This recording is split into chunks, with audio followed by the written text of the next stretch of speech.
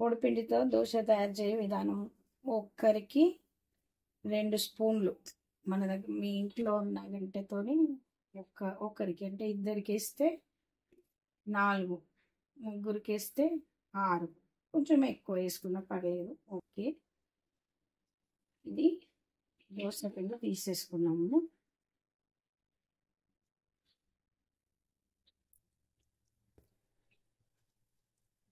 ఈ గంటెతో ఒక్కరికి 2 స్పూన్లు, అట్లా ఇద్దరికి. మేము ఇంట్లో ఇప్పుడు ప్రజెంట్ ఇద్దరం ఉన్నాం కాబట్టి 2 తీసుకున్నాను. చిన్న స్పూన్తో చూడండి సాల్ట్ వేసేసుకున్నాం. దీంట్లో వాటర్ వేయండి. ఇందులో ఈ పిండిలో 1 కిలో బియ్యంకి 200 గ్రాముల మినపప్పు గుళ్ళది, ఇంకో కొంచెం వాటరు కలిపేసుకోవాలి. కలిపేసుకున్న తర్వాత మన ఇంట్లో బీటర్ ఉంటే బీటర్ తీసుకోండి. ఒకవేళ బీటర్ లేదనుకోండి ఇదే స్పూన్తో కలుపుకోవచ్చు. బీటర్ ఉన్న వాళ్ళు బీటర్ తీసుకోండి. ఈ రకంగా తీసుకొని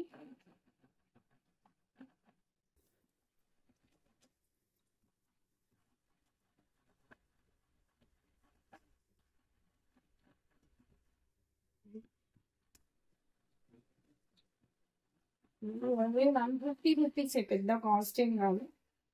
కాస్త మనం చేతులతో తాకుతుంది.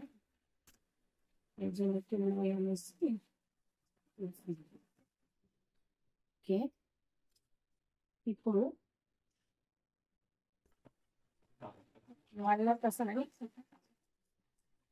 బీటర్తో బీట్ చేసి ఎలా ఉంది ఇప్పుడు మనం దోశ పోసినప్పుడు సరిగ్గా వస్తుందా, ఈ రకంగా. ఇంకా కొంచెం ఏమైనా వాటర్ కావాలంటే కొంచెం మళ్ళీ వాటర్ కలుపుకోవచ్చు.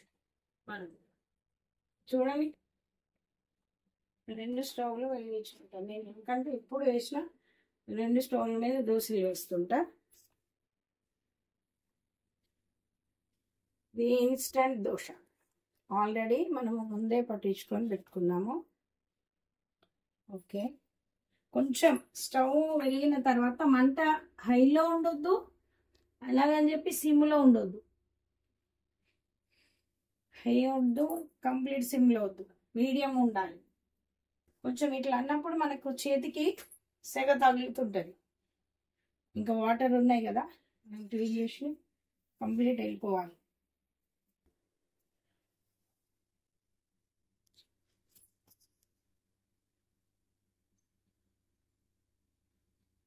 డ్రాప్ ఇట్లా ఆయిల్ని బ్యాలెన్స్ చేయండి. 1 డ్రాప్ సరిపోతుంది. ఓకే, దీనికి 1 డ్రాప్ సరిపోతుంది. దాని తర్వాత మనము ఇప్పుడు దోశ వేస్తాం.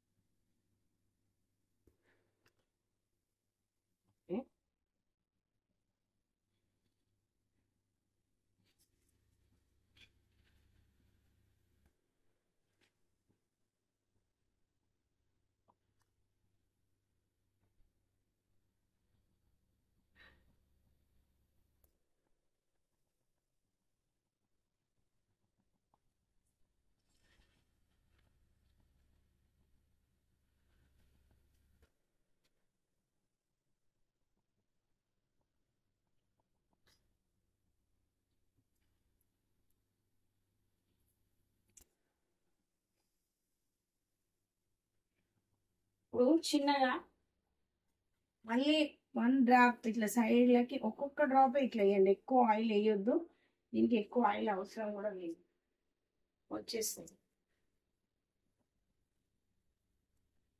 మనకు తెలుస్తూ ఉంటుంది సైడ్లకి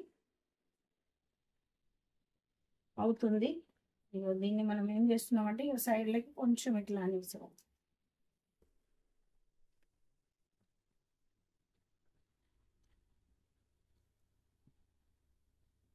ఓకే, కొంచెం క్రిస్పీ కావాలనుకున్న వాళ్ళు కొంచెం ఎక్కువ వెయిట్ చేసుకోండి. వద్దు అనుకున్న వాళ్ళు దీన్ని మనము ఇంకా తిప్పేసుకోవచ్చు. కొంచెం గోల్డెన్ బ్రౌన్ కలర్లో వచ్చేసిన తర్వాత దీన్ని తిప్పి ఓకే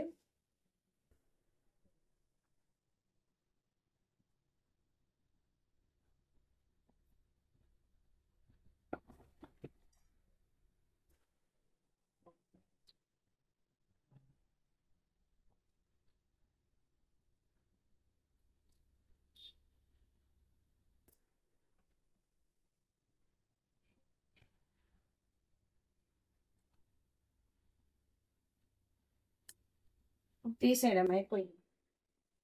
ఇదిగో ఇందులో వేస్తున్నా డిష్లో, ఆ డిష్లో మళ్ళీ మళ్ళీ 1 డ్రాప్ సరిపోతుంది. ఓన్లీ ఇట్లా ఇంకో దోశ వేస్తున్నా. 1 గంటతో 1 దోశ సరిపోద్ది. ఓకే వేసాగా.